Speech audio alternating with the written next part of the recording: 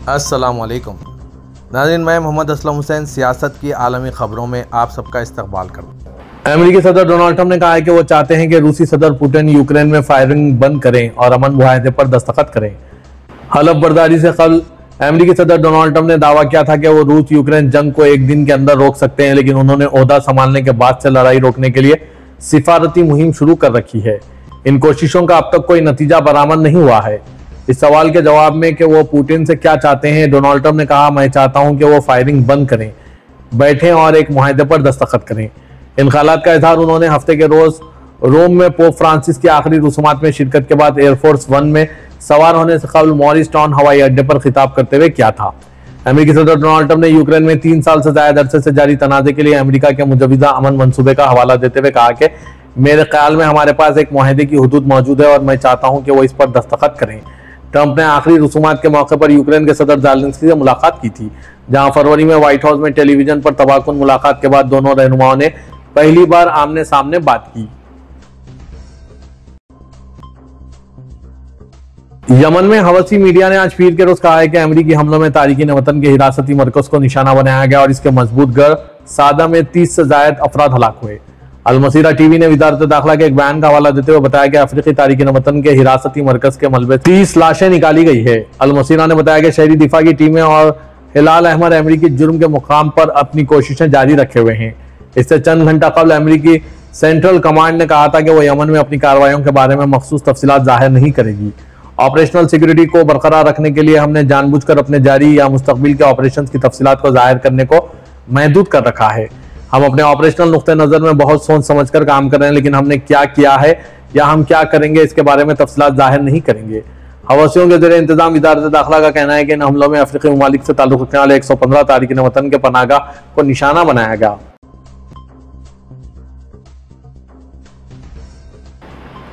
Israeli हुकाम ने मकबूजा मगरबी किनारे में यरूशलेम के शुमाल में वाक़ कस्बे अल-जिब पर धावा बोल दिया और रिहायशियों के एक गिरोह को नोटिस जारी की, जिसमें इन्हें 3 घरों और मवेशी पालने के लिए इस्तेमाल होने वाले कार्रवाइयों की तामीर नौ रोकने का हुक्म जारी किया। दीवार और बस्ती मज़ाहमत कमीशन के मुताबिक इजरायली हुकाम ने गुज़िश्ता माह 58 इंतजामी कार्रवाई अंजाम दी है। यह इंतजाम मकबूजा मगरबी किनारे बशमुल नाबिल्स, तुलकराम, यरूशलेम और सल्फित में हुए।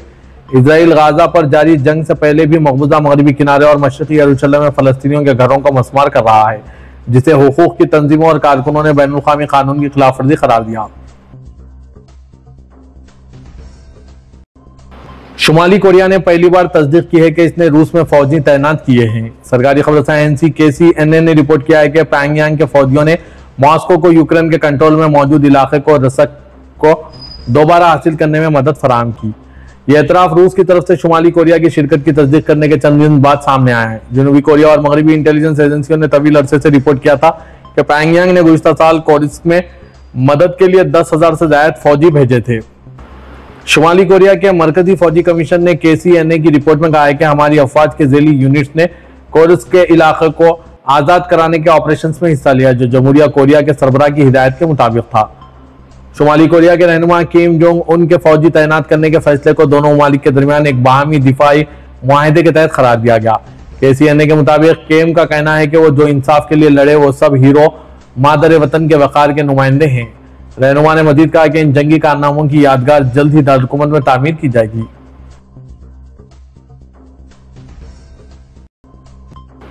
बांग्लादेश ने अक़वाम मुत्तहिदा की दरख्वास्त पर म्यांमार की रियासत अराकान के साथ अपनी सरहद पर एक इंसानी राहदारी कायम करने पर उसूली तौर पर इत्तेफाक कर लिया है। दारुल-हुकूमत ढाका में सहाफ़ियों से बात करते हुए खारिजा उमूर के मुशीर मोहम्मद तौहीद हुसैन ने कहा, अक़वाम मुत्तहिदा बांग्लादेश के जरिए एक इंसानी राहदारी कायम करना चाहता है ताकि म्यांमार की रियासत अराकान में इंसानी इमदाद भेजी जा सके। उबूरी हुकूमत ने कुछ शराइत के साथ उसूली तौर पर इस पर इत्तेफाक किया।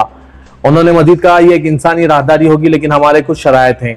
मैं तफसीलात में नहीं जाऊंगा, अगर शराइत पूरे हुए तो हम मदद करेंगे।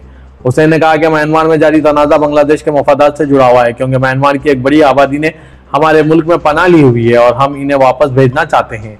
हमें जो भी करना पड़े हम करेंगे ताकि इन्हें वापस भेजा जा सके। बांग्लादेश पहले ही कोकस बाजार में म्यांमार से आने वाले 13 लाख से ज्यादा रोहिंग्या पनाहगजीनों की मेजबानी कर रहा है, जो अगस्त 2017 में फौजी क्रैकडाउन के बाद वहां पहुंचे थे। म्यांमार की फौजी हुकूमत ने अराकान रियासत में अरकान आर्मी बागी ग्रुप को घेरने के लिए तमाम तरसीलात को रोक दिया है, जिससे इंसानी बहरान मजीद संगीन हो गया है। दुबई ने 2025 की पहली छमाही में जनवरी से मार्च के दरमियान 53,10,000 गैर मुल्की सयाहों का खैर मकदम किया, जो गुज़िश्ता साल की इसी मुद्दत के मुकाबले में 3% ज्यादा है। अल इमारत अल अय्यूम के मुताबिक दुबई के महकमा इख्तिसादियत और सयाहत ने 32वें अरबियन ट्रैवल मार्केट में शिरकत का ऐलान किया है, जो आज पीर से शुरू हुआ। दुबई के महकमा इख्तिसादियत व सयाहत के पवेलियन में 125 से ज्यादा सरकारी और निजी इदारे शरीक हो रहे हैं। महकमा सयाहत का कहना है कि 2025 की पहली छमाही में मगरबी यूरोप के सयाहों की तादाद सबसे ज्यादा रही, जो कुल सयाहों का 22% रहा। इनकी तादाद 11,50,000 थी। दूसरे नंबर पर मशरकी यूरोप के सयाह दुबई आए, इनकी तादाद 17% थी। तीसरे नंबर पर जीसीसी के सयाह रहे, इनकी तादाद 15% रही। सऊदी अरब के हुदूद अल शमालिया रीजन के सहराओं में हाथ से खोदे गए कुएं एक नुमाया संगमील की हैसियत रखते हैं, जो सख्त हालात में इब्तिदाई इंसानी दानिश और कुव्वत का सबूत है। सऊदी प्रेसिडेंसी के मुताबिक आबा व अजदाद ने बड़ी मुश्किलात से हाथों से ऐसे कुएं खोदे हैं ताकि जेर जमीन गहराई में पानी तक रसाई हासिल हो जाए। कुएं की दीवारों को पत्थरों से मजबूत बनाते थे। पानी निकालने के लिए बाल्टियों जैसे सादा औजार इस्तेमाल किए, जिसे बाद में जानवरों पर राविया कंटेनर में डालकर मुंतकिल किया जाता था। पूरे खिते में फैले हुए ये कुएं इंसानों के खुद को माहौल के मुताबिक ढाल लेने की सलाहियतों की कहानी सुनाते हैं और बताते हैं कि हमारे आबा व अजदाद का रिश्ता जमीन से कितना गहरा है और इन्हें ये कितना अजीज है। इससे यह भी पता चलता है कि उन्होंने फितरत के चैलेंजों का किस तरह मुकाबला किया। सऊदी अरब के शहर जिद्दा में मंगल से रेड सी लैब्स के तहत मारूफ फिल्मसाज स्पाइक ली की जेर निगरानी नया डायरेक्टर्स प्रोग्राम शुरू हो रहा है। अरब न्यूज के मुताबिक 3 मई तक जारी रहने वाले इस प्रोग्राम में सऊदी अरब, अरब दुनिया, एशिया और अफ्रीका से ताल्लुक रखने वाले 15 उभरते हुए फिल्मसाज शिरकत करेंगे। हिदायतकार स्पाइक ली अपने जुर्रतमंदाना विजन और ऐसी कहानियों को बयान के लिए शोहरत रखते हैं जो समाज के मसाइल को फनी गहराई के साथ उजागर करती है। इनकी सरपरस्ती में इवेंट में शरीक फिल्मसाज वर्कशॉप्स और पर्सनलाइज सेशंस के जरिए फने हिदायतकारी के गहरे पहलुओं पर गौर करेंगे। ये प्रोग्राम इन उभरते हुए फिल्मसाजों को फिल्मी दुनिया की नामी गिरामी शख्सियत से बराह रास्त बात करने का मौका फराहम करेगा और अपने कैरियर को बुलंद मुकाम तक पहुंचाने और इस हुनरमंदी को हासिल करने का जरिया बनेगा, जो इस काम के लिए असरहद जरूरी है। रेड सी फिल्म फाउंडेशन के मैनेजिंग डायरेक्टर शिवानी पांड्या मल्होत्रा ने कहा है कि जिद्दा में स्पाइक ली को डायरेक्टर्स प्रोग्राम के पहले एडिशन की क़यादत के लिए खुशामदीद करना एक यादगार लम्हा है।